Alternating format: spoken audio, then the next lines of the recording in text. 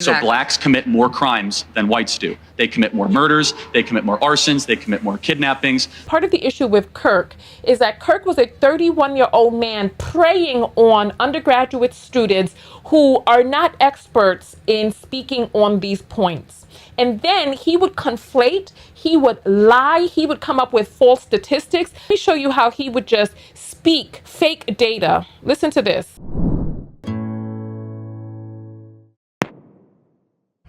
Black Americans are about 13 to 14% of the population. Yes, about half of all prisoners are black. Exactly. So blacks commit more crimes than whites do. They commit more murders, they commit more arsons, they commit more kidnappings. For example, blacks are 13% of the population and they commit 58% of all the murders. Okay, let's talk about it. These are obviously racist claims, but I will respond to them as if Charlie Kirk were a reasonable person. Black Americans are about 13 to 14% of the population. Yes, about half of all prisoners are black. Wrong. Just 38% of America's prison population is black. That's according to the US government. But it makes I wanted to add this in here because this was one thing that I didn't hear him specifically say in his video. The amount of people serving time in jail or who are picked up by the police does not mean that that's representative of these people committing more crimes. What is it about the roundup process that makes the people who are rounding up choose to round up more black people, to prosecute them, to put them in jail? We've heard the name Brock Turner throw up a 3.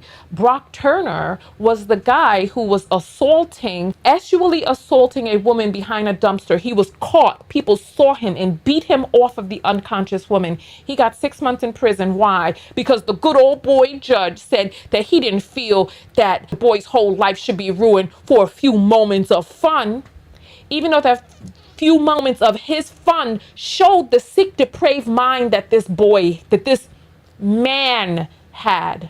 So they are not policing these communities as heavily. I remember when I was in my 20s, I went to this party in Midtown Manhattan. And at the party, there was a guy who was connected in politics. He was a college student, but he was connected in politics. He was someone's son. At this party, now the party was wild and filled with foolishness.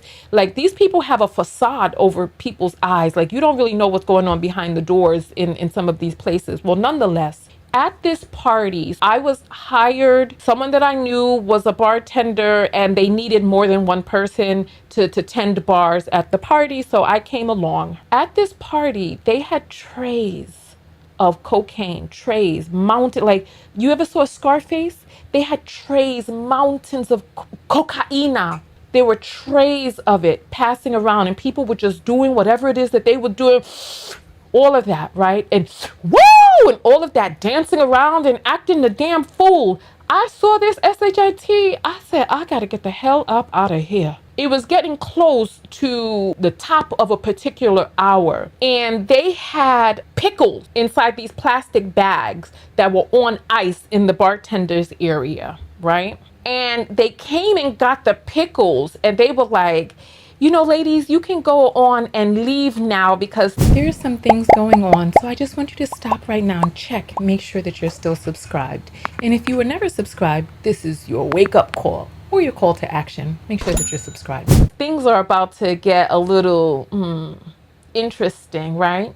The son, the politically connected young man, I don't want to say too much. I'll just say he was a fencer, right? This mother effer took off all his damn clothes and he was getting into these I'll never forget it. I will never forget it. He was getting into these fencing stances, and I don't know nothing about fencing because that's not, he was down low, and in these, he was screaming out some phrases and some terms, and he was going forward and he was going backwards, and he was down low in a squat, y'all. He was down low and he was like inching forward, inching backwards, and he was screaming out these terms. I don't know what the terms were, but I figured people in his inner circle who may do fencing as well know these terms. But this mother effer was butt, booty, white skin, naked, I'm telling you, with a little pee-pee flapping around. Like, if you've ever seen those old statues of David with the little thing up in the front, it was wiggling around in the little front, and he was doing his little thing.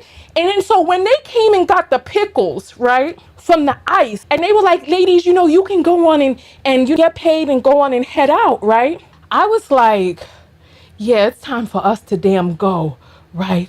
I was like, yeah, it's time for us to go, because the man was already naked, and they were saying they were going to do some stuff with the pickles that was not, copacetic. I don't know what they was going to do, but nonetheless, right? When I got out of that, like, I ran out of there, all this cocaine, all this stuff, naked pickles, all this stuff. And I was like, so I'm from the Bronx, like I grew up in the Bronx, right? And so I'm used to the police sirens, the lights, all this stuff, right? I was like, the police are gonna bust in here at any moment. I was like, there's shit going down in here. I was like, the police are gonna bust in. I was like, I can get the F up out of here. I get outside, right? It was quiet as a mother effer. When I tell you it was, because it was ruckus up there. I thought the police were going to burst in at any moment. When I got downstairs and outside, it was like the lights were twinkling. The breeze was cool and blowing. Wasn't a police officer in sight. Not a car, not a nothing. Nothing. I was so distraught, I took a cab all the way back home from downtown.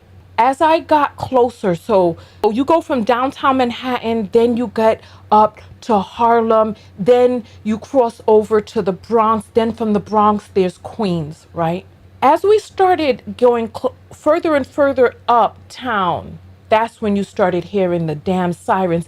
I said, mother effers, the drugs is down there. They got it out on a tray in the open. I'm like, you up here with your sirens flashing, there's a tray of coke down there. And then the further I got up into the Bronx, the more lights I heard, the more cars driving past, all of this. And I said, wow, wasn't a car downtown, none, but multiple sirens all over the place starting. They could have had a bunch of people arrested in that apartment, but no, they didn't get arrested, did they? None of them. I can imagine that boy is in politics right now, that he's a grown man now, and that he's in politics somewhere. That's why I don't want to say too much, because I'm sure he is, because he had the complexion for the connection. So when they start talking about, oh, you demographic were arrested, so that means you do more crimes. No. More of them were rounded up. Why? Why were they targeted for the roundup? Why were other people not targeted? Data shows that across the board, from race to race, that people smoke weed at the same rate. But there were more black people incarcerated for it than anyone else. Why? Why and how? But these are the sophisticated questions that are too nuanced. But a person like Charlie Kirk is not going to capable minds. He's going and he's pushing his talking points to people who don't have the ability to refute it.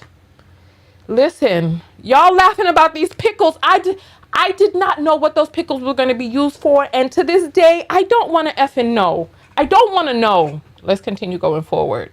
You wonder why Charlie feels the need to add an additional 12% to the black prison population. Could it be because his bigoted talking points only work if he exaggerates them? If Charlie were actually looking for the race that makes up half the prison population in the US, he'd look no further than white people at 57%. Exactly. So blacks commit more crimes than whites do. Wrong. The word so is doing a lot of heavy lifting in that sentence. Exactly. So blacks commit more crimes. He's saying so, as in therefore, as in one could conclude, but Charlie knows he's lying. Even if he hadn't just lied about the black prison population, Charlie is smart enough to know that correlation does not equal causation, but he's hoping that you don't know that. So he deploys the word so to make you think he's coming to an obvious conclusion. Exactly. So blacks. Instead, he's making an illogical racist leap. Charlie knows that we don't have usable data about who commits crimes. It's impossible to have that data since so many crimes go both unreported and or unsolved. Charlie knows that we only have data about arrests. Black Americans, about 13 to 14.